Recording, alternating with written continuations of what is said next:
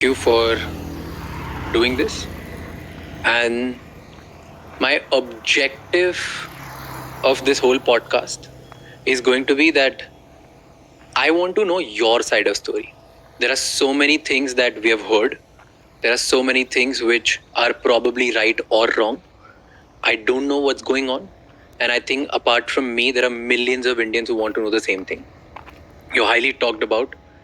I also feel that there are so many things which people have just heard and started building their own narrative about you. So I wanted to, out of in inquisitiveness, curiosity, and B, out of a responsibility, I wanted to take this forward. So thank you so much for doing this, and thank you for giving us an opportunity. And the best thing which I really liked about this is when you came here and you said, I'm ready to answer everything which you want to talk about. I don't think many people give that opportunity. So thank you for doing this. But the first question is, why are you doing this after 9 years? There are thousands of people who must have reached out to you over the years. Why all of a sudden the need after 9 years that, okay, I'll say yes. And yes to us. Why? Very good question. Nice place to start. For the last 9 years, I have been the subject of a vicious, relentless trial by media in India, who, as you have rightly pointed out, have created so many narratives, negative narratives about me, that I have become a lightning rod of public anger, being abused, called names, and that was very unfortunate, both professionally and personally. So rather than try and take on this huge Indian media machine, I just prefer to keep quiet. Now, times have changed. And I can't help but recalling that when President Trump was inaugurated, in the first press briefing by the White House press secretary, she said that a few seats were now going to be reserved for the very first time for people who represented new media or social media. I didn't even know that a podcast existed, let alone understanding what a podcast really meant, until you told me and explained it to me in a manner that I got quite excited about, because here is my opportunity to not only answer your questions, but to say things that I truly feel would never, ever have been truthfully reported by the legacy media, particularly in India. That's why I'm here. Why do you think nobody cared about hearing you then? In India, it's strange, but public opinion is very quickly formed and influenced by the media. More importantly, by sensationalism. I still remember the anchor of one media channel in 2016 shouting and screaming on the television, saying, Vijay, Malyaa, I want to see you in jail clothes. I want to see you eat jail food, with an image of me in jail attire. What for? I always wondered what for. Subsequently, chor, पैसा लूट के भाग गया. क्या पैसा? क्या loot? Nobody bothered to step back and think. But it was very easy to fling false accusations day after day and get away with it. One of the reasons I agreed to sit with you today is also because it is only very recently that finally the government of India, Ministry of Finance, has published a report, their annual report, in which they have acknowledged 14,100 crores recovered from me. Of course, this was following the finance minister's statement in Parliament. And the legacy media can't argue with that anymore. They can't put any spin on it anymore. The Debt Recovery Tribunal gave a judgment debt of 4,999 crores borrowed by Kingfisher Airlines, not by Vijay Malyaa. Borrowed by Kingfisher Airlines, of which Vijay Malyaa was one of the guarantors. So what was the DRT judgment debt? 4,999 crores plus 1,203 crores unapplied interest. Okay, which means notional interest that the banks had not even booked. Forget that. The total of the unapplied interest and the principal was 6,203 crores. Okay? And I was the guarantor.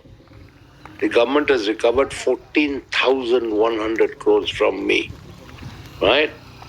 Now, if I had done chori, if I had duped the banks, where does this all add up? Till very recently, there was absolutely no official figure of recovery. Right? So everybody, the legacy media in particular, wrote whatever they wanted. Right? And I was in no position to contradict. Today, after the government of India has acknowledged the recovery of 14,100 crores, I think it's my turn to ask them what they have to say about it. Because you say that a lot of things about you are false narrative. Let's go down to from your childhood. We speak from the beginning, and you tell me everything that people have been said, people think it's wrong. Yeah. And I'll try to present the facts and the narratives which I have heard and which I have gathered through my research. All right. And if you're okay with counter somewhere, I'll counter you as well. No, please feel free to counter me. Perfect. If there's something that you feel is debatable or you want to make a counterpoint, I'm ready for it. Perfect. Because I feel that's my little responsibility out there to hear the right side and the wrong side both, and let then people think about it and let them make the right call. That's fair. Perfect. So before even I ask you about childhood, do you regret anything? I regret one thing, which is that after all my hard work, all the value that I created in so many multiple ways, that effectively the government of India and of course the media made me a zero from a hero. And that's a fact of life that I have had to stomach and live with. Now, whether that was justified or not is something that I'm sure will be encompassed in your own questions. Zero from a hero. Let's Correct. talk about building of a hero first, and we'll come down to zero again. So before the billionaire Vijay Malyaa, before the controversy, before all of this flamboyance and scandals and things that people talk about, who was Vijay Malyaa as a child?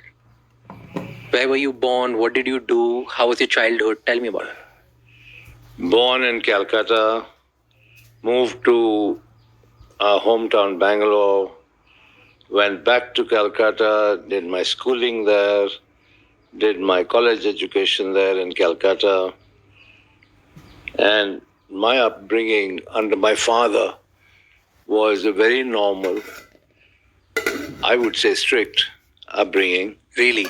Yes. Tell me an incident, strict childhood. Two things. When I was still in school, class 9 at La Martiniere in Calcutta, my marks were not very good in class. I was a mid-ranker, only because I took a lot of interest in sport and extracurricular activities. But I didn't concentrate fully on studies and my mark sheets. And he told me, and I think most people know it, he was exceptionally intelligent, was a product of the Doon School. I think, topped his class. So he expected me to also top my class. Nevertheless, he said something to me which I think I remember till today. Two things made a profound impact. One, if you're not good enough, you are not going to step into my shoes. And the second thing he said, do you realize that while I say step into my shoes, there may not be any shoes at all, because the government and its then socialist policies may have taken everything away from us, and the only thing I can leave to you is your education.